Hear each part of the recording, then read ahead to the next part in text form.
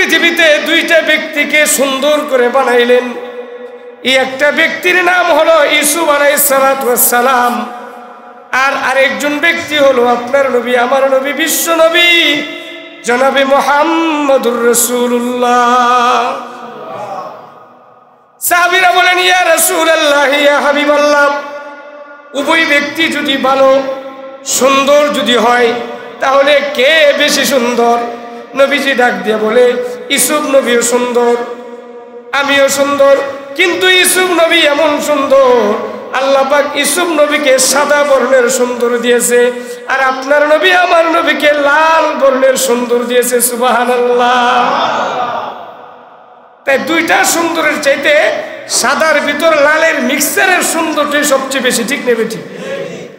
ও যুবক, তুমি যদি সুন্দরের কারণে কোনো নারীকে ভালোবাসো, তুমি যদি সুন্দরের কারণে কোনো নারীকে ভালোবাসো, তুমি যদি সুন্দরের কারণে কোনো মানুষকে ভালোবাসো, তাহলে তুমি তামাম পৃথিবীর সুন্দরগুলি একত্রিত করে দেখো, ওই তুমি যাকে ভালোবাসো তার সুন্দর বেশি সুন্দর না আমার নবী আপনার নবী বেশি সুন্দর?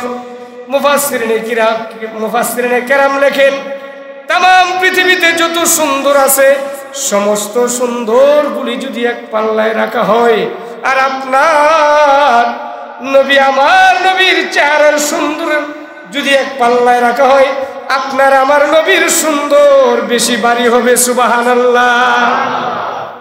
আম্মা জান আয়েশা সিদ্দিকা রাদিয়াল্লাহু তাআলা আনহা একদিন সাহাবাদেরকে ডাক দিয়ে বলেন, লানা শামসুন ওয়ালিল আফাকে শামসুন, লানা শামসুন ওয়ালিল আফাকে শামসুন, ফাশামসুন নাসি তাতলা বাদা ফাজরিন।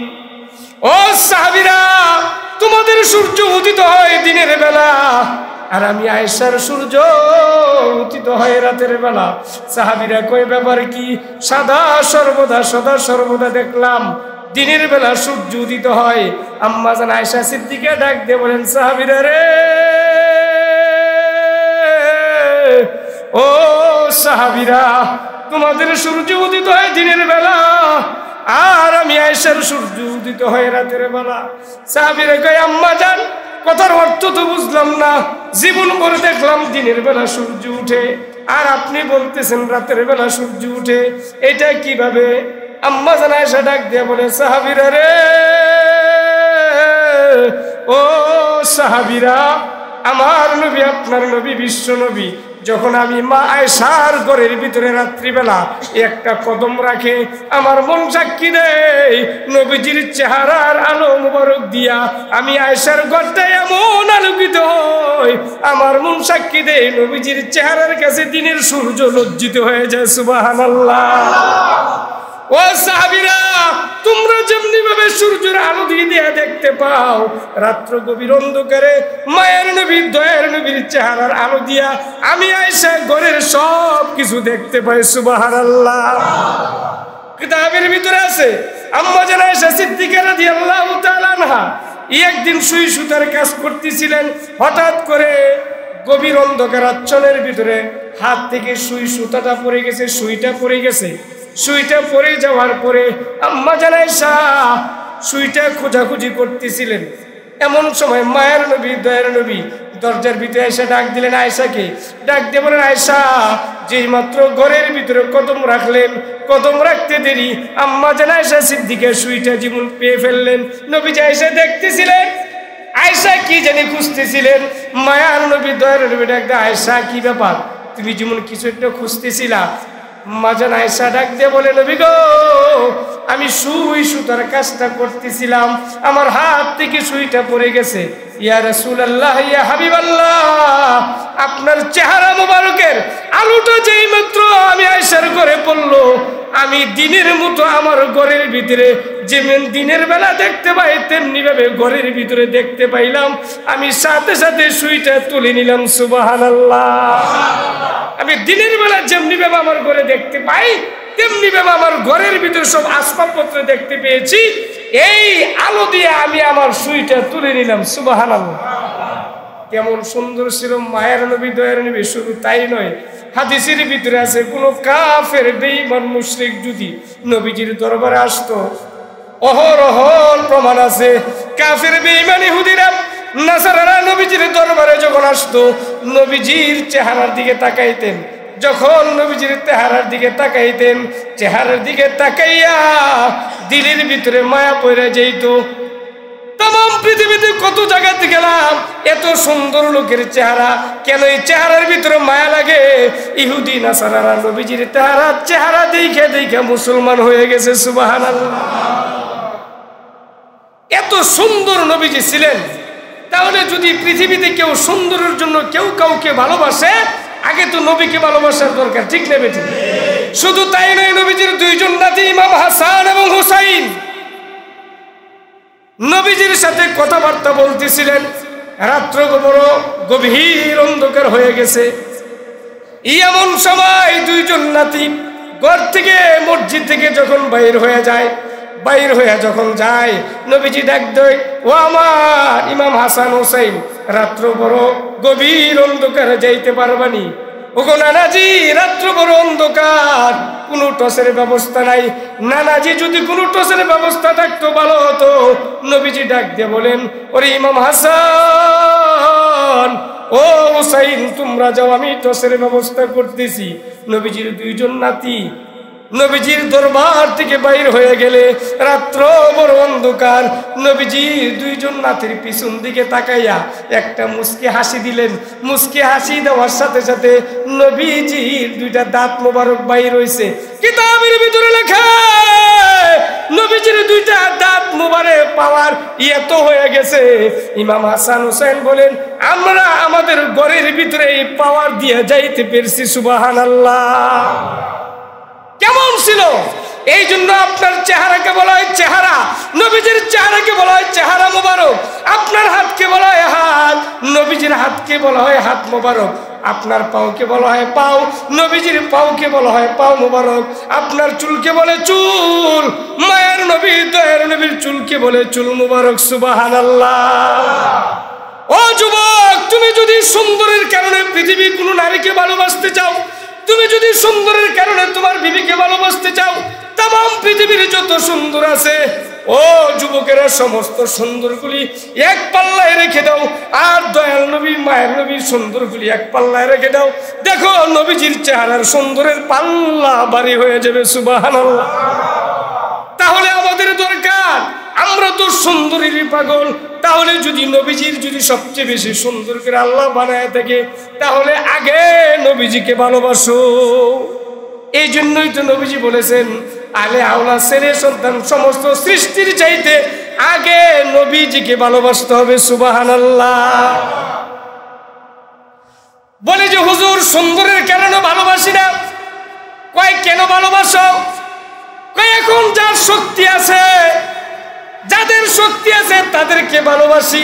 কেন? যদি ঝগড়া লাগি, শক্তির প্রয়োজন আছে। এখন তো ছেলে বিয়ে করে এই শক্তির কাছে গিয়া, কারণ যদি বিয়েটা শক্তিশালী হয়, গ্রামে ঝগড়া লেগে পারমু, ঠিক নেবে ঠিক?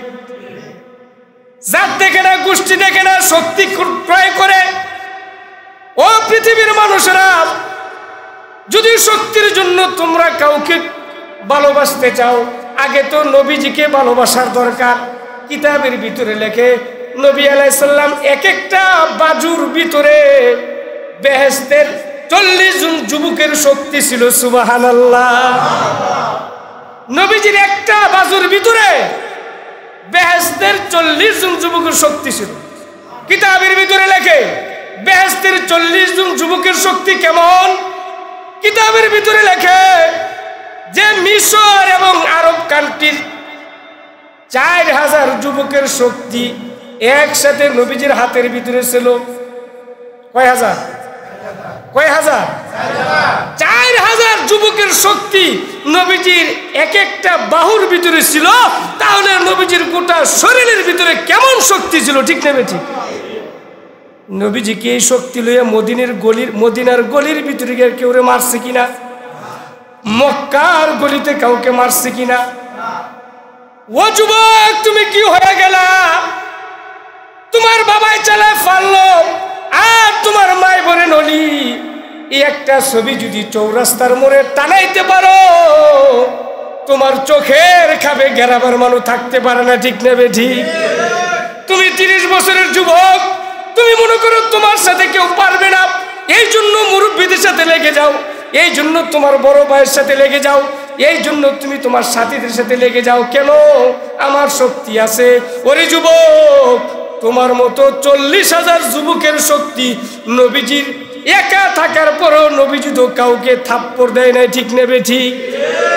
আমি বলতেছিলাম তুমি যদি শক্তির কারণে কাউকে ভালোবাসতে হয়, তামাম পৃথিবীর বুকে যত শক্তি আছে সমস্ত শক্তিগুলি এক পাল্লায় রেখে দিলে নবীজির শক্তির নিচে সব হবে, ঠিক নেবে ঠিক? তাহলে যদি কেউ শক্তির কারণে কেউ ভালোবাসে, নবীজিকে বাসার দরকার, ঠিক নেবে ঠিক? ঘটনা আছে, একদিন এক ইহুদি ঘোষণা দিল, কুস্তি খেলা জানতো ইহুদি, মক্কার জমিনে তার চাইতে বড় ডুক খেলার সাম কেউ ছিল না। একদিন ঘোষণা দিল, আমার এই পিঠটাকে যদি কেউ জমিনে লাগাইতে পারে আমি তার হাতে মুসলমান হব। খেলা জমে গেছে, সমস্ত মানুষ চতুর্দিক দিয়ে দাঁড়ায় নিছে। আল্লাহর নবীর কানের ভিতরে ঘোষণা আসছে। আল্লাহর নবী তো মানুষদেরকে কালিমার দাওয়াত দেওয়ার পাগল ছিল, ঠিক নেবে ঠিক? এই কালিমার দাওয়াত, এই নামাজের দাওয়াত দেওয়ার জন্যই তো তাবলীগওয়ালারা গাঁটটি নিয়ে নিয়ে নবীজির সুন্নতের ইত্তেবারের জন্য মানুষের দ্বারে দ্বারে যায়, ঠিক নেবে ঠিক? আল্লাহর নবী বিশ্ব নবী রহমাতুল লিল আলামিন কোন সাহাবীদের কাছে না বলিয়া মাঠের ভিতরে চলে গেলেন।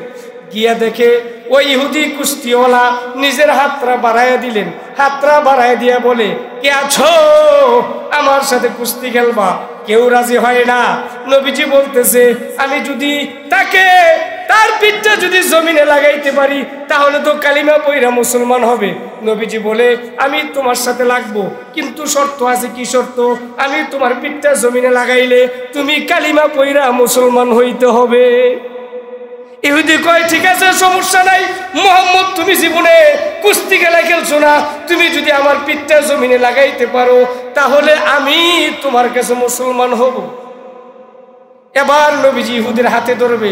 আমার আল্লাহ কয়, জিবরাইল রে, ও জিবরাইল, আমার বন্ধুরে জানায় দাও, আমার বন্ধু যেন ইহুদির হাতের ভিতরে আগে না ধরে, আগে না ধরে। জিবরাইল বলে, আসসালামু আলাইকা ইয়া রাসূলুল্লাহ ইয়া হাবিবাল্লাহ। নবীজি ডাকতে বলে, জিবরাইল, কি ব্যাপার, এই মুহূর্তে কেন আসলা? ডাক দিয়ে বলে, ওগো আল্লাহর নবী, আপনি যে ওই লোকটার সাথে কুস্তি খেলার জন্য যাবেন, লোকটা হাত আগে বাড়ায় দিছে, আপনি যদি ইহুদির হাতে আগে ধরেন সমস্ত দাঁড়ানেওয়ালা লোকগুলি মনে করবে ইহুদির শক্তি আপনার চাইতে বেশি। এই জন্য আল্লাহ জানায় দিছে আপনি তার হাতে ধরবেন না, আপনি বলেন আপনার হাতে ধরার জন্য। সুবহানাল্লাহ। এবার নবীজি ডাক দিয়ে বলে, ইহুদি, আমি তোমার হাতে ধরবো না, তুমি আমার হাতে ধরো। ইহুদি মুস্কি মুস্কি আসে, মুহাম্মদ জীবনে কুস্তি খেলা খেলে নাই, এখন দিই তার হাতে ধরার জন্য বলে। নবীজি বলে, না না, কোনো সমস্যা নাই, আমার হাতে ধরো। অনেক মানুষ তাকায় রয়েছে, মুহাম্মদ তো জীবনে কুস্তি খেলা খেলে নাই, কালিমার দাওয়াত দিয়ে দেয়। এই মুহূর্তে যেই মাত্র ইহুদি নবীজির হাতটার ভিতরে ধরলেন, হাতে ধরতে দেরি, এক আসার দিতে দেরি না, ইহুদি উঠতে পারে না।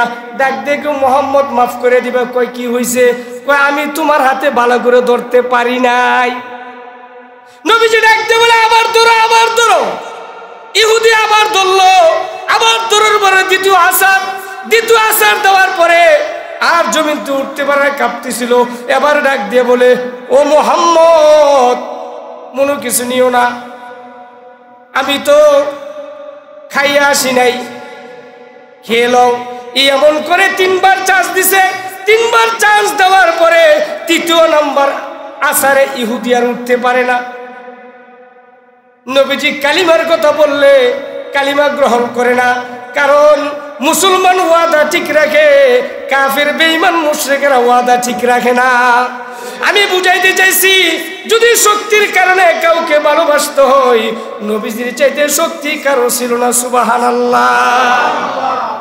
তাহলে যদি শক্তির কারণে কাউকে ভালোবাসেন, আগে আপনার নবী আমার নবী বিশ্ব নবীকে বাঁচতে হবে, ঠিক নেবে ঠিক? কয় হুজুর শক্তির কারণে ভালোবাসি না, জাতের মায়া কালো বালা, নদীর পানি গোলা বালা। জাত যদি বালা থাকে তাহলে কালা হইলেও সমস্যা নাই। জাত মানে গোষ্ঠী, বংশ। এখন আসেন, তাম পৃথিবীর ভিতরে যত বড় বংশ আছে সবচেয়ে বেশি উত্তম বংশ হইল কুরাইশ বংশ, ঠিক নেবে ঠিক? সবচেয়ে বেশি উত্তম হইল কুরাইশ বংশ। এই জন্যই তো আল্লাহ পাক নিষেধ করছেন কুরাইশ ব্যক্তিরা, কুরাইশ বংশের লোকদের জন্য যাকাত খাওয়া হারাম, ফেতরা খাওয়া হারাম, ভিক্ষা করা হারাম। তারা যাকাত ফেতরা খাইতে পারবে না। কুরাইশ বংশের উপরে পৃথিবীতে এত বড় মর্যাদাশীল বংশ আর নাই। তার কারণ তাদের জন্য হারাম যাকাত ফেতরা, মানুষের কাছ থেকে চায়া খাওয়া। কেমনি বুঝলেন চায়া খাওয়া? এক কিতাবের ভিতরে এক ঘটনা লেখেন, এক আল্লাহওয়ালা লোক হজে যায় প্রতি বছর 300 লোক করে নিয়ে। ওই আল্লাহওয়ালা লোকে হজে যাইতেছিলেন, প্রতি মধ্যে যেই সাথে করে দিনের নিয়ে যাইতেছিলেন, প্রতি মধ্যে গিয়ে দেখে মঞ্জিল কাটছে। ওই মঞ্জিলের মধ্যে দেখে একটা মহিলা গাধার গোশত, মরা গোশত নিয়ে যাইতেছে, মরা গাধার গোশত নিয়ে যাইতেছে। তখন আল্লাহওয়ালা লোকটা চিন্তা করলেন ব্যাপার কি। মহিলাকে দেখা যায় পর্দাশীল, অবশ্যই মহিলাটা মুসলমান, কিন্তু মরা গাধার গোশত তো মুসলমানের জন্য হারাম, ঠিক কিনা বলে? তাহলে কেন সে মরা গাধার গোশত নিতেছে? সে চলে গেলেন, তার পিছন দিকে গেলেন। আল্লাহর ওলি ডাক দিয়ে বলেন, মা কি ব্যাপার, আপনি কি জানেন না আপনি মুসলমান, মরা গাধার গোশত খাওয়া হারাম? আপনি মরা গাধার গোশত নিয়ে আসলেন। এবার ডাক দিয়ে বলে, ভাই আপনি তো জানেন মরা গাধার গোশত খাওয়া হারাম, আমিও জানি মরা গাধার গোশত খাওয়া হারাম, মরা প্রাণী খাওয়া যায় না, কিন্তু এখন যে অবস্থা আমার, এই অবস্থাতে আমার জন্য খাওয়া জায়েজ। কি ব্যাপার? তাহলে শুনো, আমার ঘরের ভিতরে আমার বাল বাচ্চা আছে, তারা উপবাস, আমি উপবাস, উপবাসে আর সহ্য করতে পারি না, কোনো খাবারের ব্যবস্থা নাই। এই জন্য আমার বাচ্চাদের অনাহারের অবস্থায় তাদের মুখে অন্ন দেওয়ার জন্য আমি মরা গাধার গোশত নিয়ে আসছি। ওই আল্লাহর ওলি চিন্তা করে দেখলেন, না না, আমি হজে যাইতেছি আমার দিনের দিরহাম দিয়া, এখানে মুসলমান অনাহারে মারা যাইতেছে। ওই আল্লাহর ওলি 200 দিরহামের বাজার করলেন, বাকি টাকাগুলি আটার বস্তার ভিতরে ঢুকায় ভিতরে দিয়ে দিলেন। ডাক দিয়ে বলে, আমরা কারো কাছ থেকে ভিক্ষা নেই না, আমাদের জন্য তুমি জানো নি আমরা কুরাইশ বংশের লোক, ইমাম হাসান হুসেনের বংশের লোক, আমাদেরকে ভিক্ষা দিলে, আমাদেরকে অনুদান দিলে আমরা নিব না। ওই আল্লাহর ওলি তো মাসালা জানে, কারণ হাদিয়া নবীর জন্য নেওয়া যায়, হাদিয়া নবীর জন্য দেওয়া যায়। ওই আল্লাহর ওলি বলতেছে, মা আমি আপনাকে যাকাত দেই নাই, ফেতরা দেই নাই, অনুদান দেই নাই, আমার পক্ষ থেকে আপনাদেরকে হাদিয়া দিলাম। সুবহানাল্লাহ বলেন। মা ডাকতে বলে, আমরা কুরাইশ বংশের লোক, হাদিয়া নেওয়াও সুন্নত, হাদিয়া দেওয়াও সুন্নত। হাদিয়া নিয়ে নিলেন। ওই বছর সমস্ত কাফেলার সবাই হজে গেলেন, আল্লাহর ওলি হজে গেলেন না। হজ থেকে তারা আইসা ডাক দিয়ে বলে, কি খবর আল্লাহর ওলি, আপনি বললেন হজে যাইবেন না, কিন্তু যখন আমরা তোয়াফের মাঠের ভিতরে যাই আমাদের আগে আগে আপনি তোয়াফ করতেছেন, সুবহানাল্লাহ কইতেন না? আরাফাতের ময়দানে যাই, আরাফাতের ময়দানে দেখি আপনি আমাদের আগে আরাফাতের ময়দানে, মিনার ময়দানে গেলে আপনি আমাদের আগে মিনার ময়দানে, আমরা যখন সাফা মারওয়া দৌড়াই আপনি আমাদের আগে সাফা মারওয়া দৌড়ান, আমরা যখন জমজমের পানি খাই আমাদের আগে আপনি জমজমের পানি খান, আমরা যখন জান্নাতুল বাকিতে যাই আপনি আমাদের আগে জান্নাতুল বাকিতে গেলেন। এবার ডাক দিয়ে কই, না না তোমরা মনে হয় ভুল দেখছো, না না আমরা 300 জন লোক ভুল দেখতে পারি না, আমরা সবাই আপনাকে হজের ভিতরে দেখেছি। এখন আল্লাহর ওলি বিবেকে পড়ে গেছে, এতগুলি মানুষ মিথ্যা বলে না, কিন্তু আমি যে হজে গেছি না আমার দিলে তো সাক্ষী দেয়, আসলে তো আমি হজে গেছি না। রাত্রিবেলায় রোনাজারি করে ঘুমিয়ে আছেন, ঘুমের ঘরের ভিতরে একজন লোক এসে বলতেছে, আল্লাহর ওলি রে, তুমি যে গেছো না এটাও সত্যি, তারা যে তোমাকে দেখছে সেটাও সত্যি। ডাক দিয়ে বলেন, ঘুমের ঘরে কে কথা বলতেছেন? উভয়টা সত্যি কি হয়, কিভাবে হয়? আমি যদি মানুষের কাছে বলি উভয়টা সত্যি, মানুষ তো আমাকে মিথ্যাবাদী বলবে। ওই ঘুমের ঘরের লোকটা ডাক দিয়ে বলেন, ও আল্লাহর ওলি, তুই শুনে রাখ, আমি কোনো সাধারণ তোদের মতো মানুষ না, আমি হইলাম বিশ্ব নবী, আকাই নামদার তাজেদারে মদিনা, জনাবে মুহাম্মদুর রাসূলুল্লাহ। সুবহানাল্লাহ বলেন। হে আল্লাহর ওলি, তুমি শুনে রাখো আমার আশিক, তুমি বাংলাদেশে আসো, কিন্তু আল্লাহ তাবারক ওয়া তাআলা তোমার চেহারা আকৃতি দিয়া একটা ফেরেশতা পাঠিয়ে দিয়েছে তোমার হজটা করার জন্য। সুবহানাল্লাহ। ওই আল্লাহর ওলির চেহারা সুরত নিয়া আরাফাত, মিনাতে, মুজদালিফাতে, গারে সুর, গারে হেরা, জাবালে সুর, জাবালে রহমত, মিনার ময়দান সব জায়গায় গেছে। এই চেহারার লোককে তারা দেখা বলছে যে উনি হজ করছে। কিতাবের ভিতরে লেখে যতদিন পর্যন্ত দুনিয়া থাকবে ততদিন পর্যন্ত ওই ফেরেশতা ওনার নামে হজ করতে থাকবে। সুবহানাল্লাহ। তাইলে কুরাইশ বংশ এমন একটা দামি বংশ, যেই দামি কুরাইশ বংশকে হাদিয়া দিল আল্লাহ পাক তাকে দামি বানায় দেয়। ঠিক না বেঠিক? এই জন্য যদি তামাম পৃথিবীতে তোমাদের জাত গোষ্ঠী নিয়ে বাড়াই করো, মাওলানা বাড়ি, হ্যান বাড়ি, তেন বাড়ি, পাঠান বাড়ি, সরকার বাড়ি, সমস্ত বাড়ি একত্রিত করলো, নবীর বংশের সাথে হবে না। ঠিক না বেঠিক? এই জন্য যে বংশ দিয়া যদি জাত দিয়া ভালোবাসো, তাহলে কুরাইশের গোষ্ঠীর জাত হইছে এক নম্বর। ঠিক না বেঠিক? ওই হুজুর এটা তো ভালোবাসি না, যদি স্বভাব চরিত্র ভালো হয়, গরিব হইলেও ভালোবাসি। তাহলে স্বভাব চরিত্রের ব্যাপারে নবীর শানে কোরআনে কি বলেন? লাকাদ কানা লাকুম ফি রাসূলিল্লাহি উসওয়াতুন হাসানাহ। আল্লাহ রাব্বুল আলামিন ডাক দিয়ে বলেন, লাকাদ কানা লাকুম ফি রাসূলিল্লাহি উসওয়াতুন হাসানাহ। নবী আলাইহিস সালামের ভিতরে হয়ে গেছে উত্তম চরিত্র। উত্তম চরিত্র আমার নবী, আপনার নবী, বিশ্ব নবীর জীবনীতেই রয়ে গেছে উত্তম চরিত্র। কেমন চরিত্র ছিল নবীজি? আল্লাহর নবী, বিশ্ব নবী রহমাতুল লিল আলামিন একদিন মা আয়েশার সাথে বসে রয়েছে। আম্মা জান আয়েশা ওনার মাথার ভিতরে একটু হাত নাড়াচাড়া করতেছেন। নবীজির বাবরি চুল ছিলেন, মাছ দিয়ে হিতেছিলেন।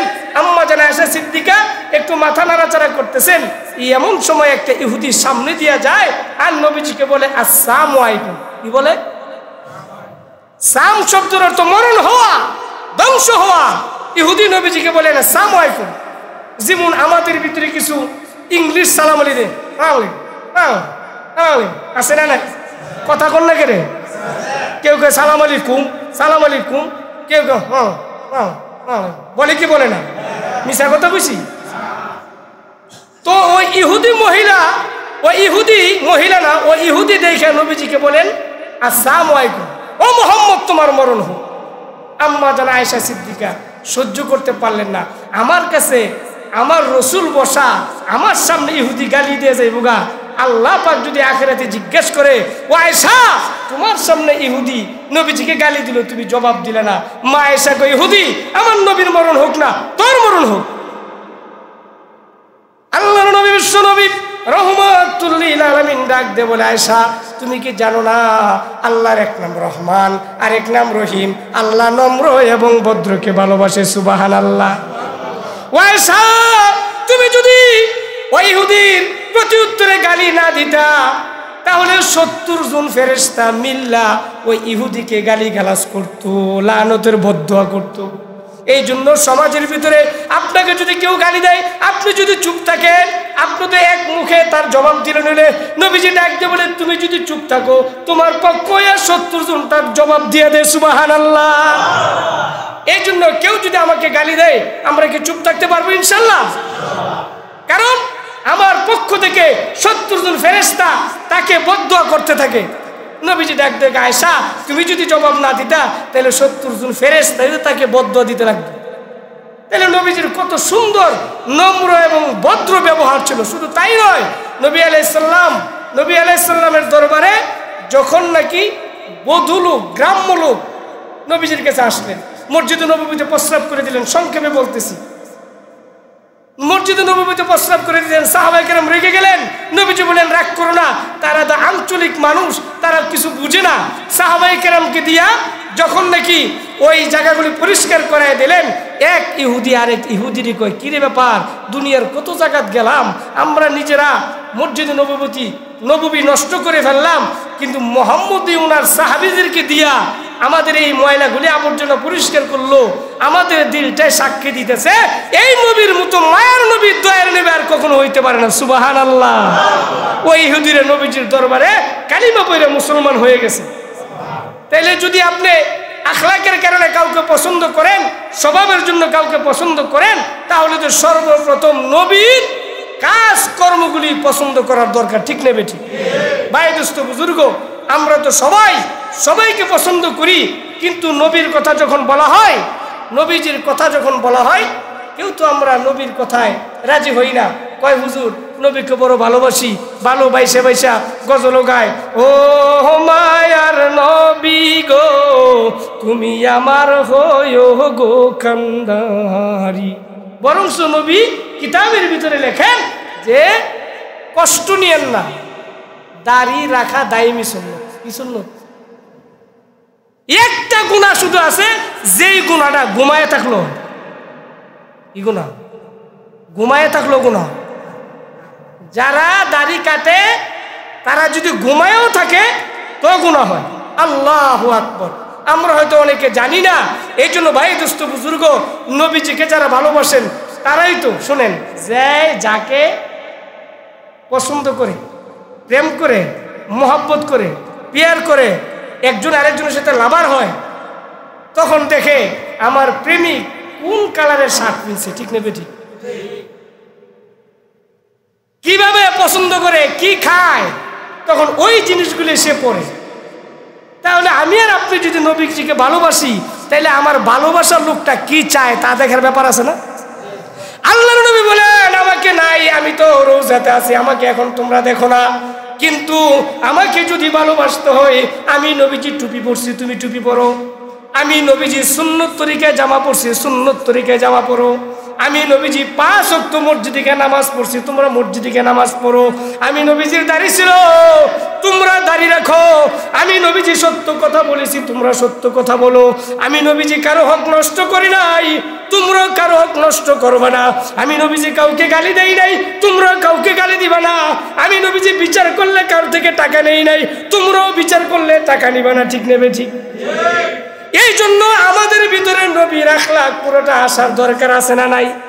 বলতে পারেন হুজুর সব কিছুকে আমরা পারবো না, কিন্তু আমাদের নবীজির কিছু কিছু জিনিস আস্তে আস্তে চেষ্টা করে নিজের জিন্দেগির ভিতরে ফিট করার দরকার আছে না নাই?